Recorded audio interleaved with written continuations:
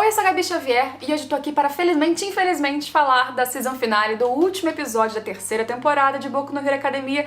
Vamos comentar tudo o que vimos desse último episódio. No final a gente faz também um saldo positivo aqui do que eu achei da terceira temporada. Deixa aqui embaixo também o que você achou, o que você tá esperando, considerando que no final do episódio tivemos então super oficialmente que quarta temporada já está sendo produzida, portanto já está confirmada. Para quando? Ainda não sabemos, mas assim que tivermos data eu falo aqui. Não foi o último episódio cheio de emoção, né? Não teve grandes coisas, mas teve momentos emocionantes sim, e deixou um super aí momento de preparação para o que vem por aí. A gente consegue imaginar, mesmo que você não leia o mangá. Esse review não tem spoilers do mangá, fica tranquilo. A gente acompanhou então um pouquinho mais do Big Three, o grande trio aí dos melhores da UA, e entendemos que na verdade, talvez para você ser melhor, você não precisa ser o melhor desde sempre. Os três melhores alunos da UA, Miryutaga, Tanejiri, Hado e Tamaki Amadiki, na verdade não eram os melhores alunos desde sempre no curso deles. Naquele grande festival, torneio, por exemplo, que o pessoal da 1A, da 1B participaram, lutando entre si com campeonatos e tarefas para que depois no final a gente tivesse Bakugou em primeiro, tivesse Todoroki em segundo, na verdade esses três não foram destaques, não foram os melhores, muito pelo contrário. Então, como faz sentido que eles hoje sejam os melhores, num curto espaço de tempo? Bem, é aí que entra a questão do tal segundo estágio, do tal segundo treinamento que eles vão ter agora com profissionais, pelo menos até o momento parece que serão profissionais, parece que essa questão está sendo analisada ainda segundo o professor Aizawa, mas com essa experiência que, enfim, eles conseguiram potencializar muito das suas habilidades. Eles não nasceram com individualidades que naturalmente eram incríveis, muito pelo contrário, e a gente vê isso muito com o Mirio, esse personagem que tanta gente que lê o mangá gosta, e você começa a entender talvez por quê. Nem o seu rosto é super complexo e incrível naturalmente, nem a sua individualidade. Depois de uma frustrada tentativa do Amadiki e da Nejiri se apresentarem para o pessoal ali da 1A, que não dá muito certo, ela fica ali curiosa sobre todos os outros ao invés de falar de fato do que ela precisava, o outro super cheio de vergonha não consegue se apresentar mesmo que imagine todos com cabeça de batata, e é o Mirio que surge e fala, bem, já que piada não deu certo ali a primeira interação, vamos todos lutar. Todos vocês contra mim, todos contra o Mirio. Mas a galera da 1A já lutou com profissionais, querendo ou não, a galera da 1A já lutou contra vilões. Será que eles devem ser menosprezados?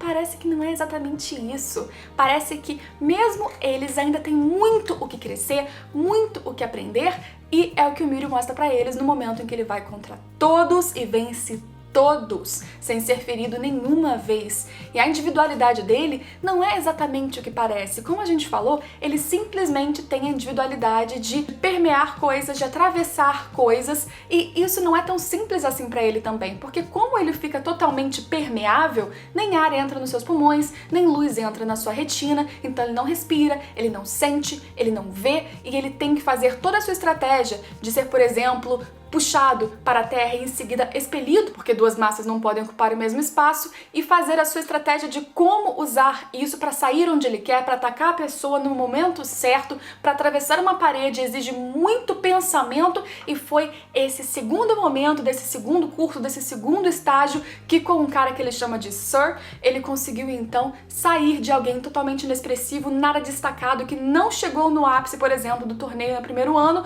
para um dos melhores, para aquele que não só isso, segundo Aizawa, ele é o herói mais perto de ser o número 1 no futuro, até entre profissionais. Então você imagina qual é o nível de capacidade e como esse garoto Mirio é promissor. Ele treinou, ele conseguiu passar os seus limites, ele conseguiu fazer uma individualidade que talvez fosse inútil ou pouco expressiva, ele transformou isso em algo muito bom, ele virou alguém incrível como um herói, porque principalmente ele teve um treinamento e um esforço muito grande. Então vocês aí da turma, que acham que talvez apenas os primeiros, Bakugou, Todoroki, que nem passaram na verdade na prova de licença provisória de heróis por alguns motivos específicos, mas não passaram, talvez eles não sejam aqueles mais prováveis ou os que vão conseguir ficar no topo. Vocês que estão mais abaixo, que não se destacam, também podem conseguir. Basta vocês treinarem, basta vocês se esforçarem, terem muita consciência do que vocês podem fazer. Mas mesmo com essa demonstração ação rápida e muito eficiente do Mirio, a gente ainda não sabe tudo que esse garoto com cicatrizes no braço e super promissor é capaz, e sabemos menos ainda desses outros dois maiores da UA. Então, apesar do enfrentamento frustrante, em que todos saem ali talvez se sentindo pouco em relação ao Mirio, em relação ao cara que tá no Big Three, na verdade eles ganham um super incentivo. Você pode ser muito melhor do que você foi até agora. É claro, a gente não teve também Todoroki nessa disputa, a gente não sabe se ele teria algum desempenho mais interessante. O único que se destacou neste momento aí, segundo o Mirio, foi o Midoriya, que conseguiu, como a gente viu, analisar a situação um pouquinho mais, entender ou tentar entender qual era a individualidade do Mirio para ter alguma estratégia, uma reação, entender onde ele viria antes de tentar fazer qualquer coisa. Mas fora uma reação mais elaborada, mais legal ali do Midoriya, ele também não conseguiu fazer nada e foi derrotado igualmente. Se Todoroki ou se Bakugou, que tava lá tirando o lixo da galera, conseguiria fazer alguma coisa, a gente não sabe.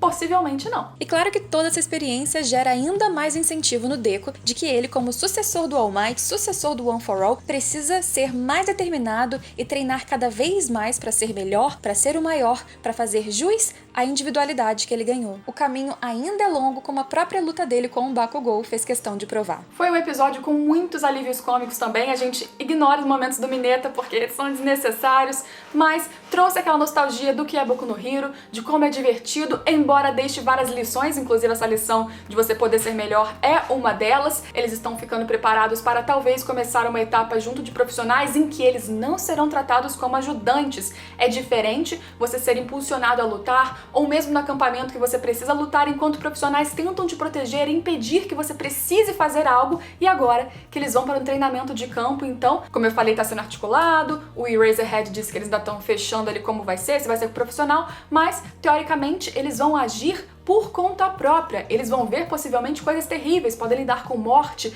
com sofrimento, e eles vão ter muito mais autonomia, e é aí que eles vão crescer. Como gancho no final, a gente tem duas coisas. Quando o Deku vai procurar o Gran Torino para talvez conseguir de novo uma parceria com ele nesse novo treinamento, o Gran Torino fala para ele falar direto com o All Might. Não é ele que vai te ensinar, ele tem contatos, ele pode falar para você a pessoa adequada para te treinar, talvez o anterior ajudante dele. E nesse momento corta para alguém de terno, sem roupa de heróis nem nada, que tá recebendo uma informação sobre o grupo daquele vilão que a gente viu no último episódio, que é o Overhaul, dizendo que o Overhaul já está se movimentando e entrou em contato com a Liga dos Vilões. Observação que esse tal ex-ajudante que o Gran Torino falou, que a gente viu nessa cena, é chamado de Sir, que é como o Mirio chama o cara que o treinou e que o ajudou na época dos estágios aí dele. Será que é a mesma pessoa? E por fim, a gente vê Liga dos Vilões, vê que de fato Overhaul foi levado por Twice para encontrar com a galera, para encontrar com o Shigaraki, e parece que o próprio Shigaraki notou que esse não é um qualquer,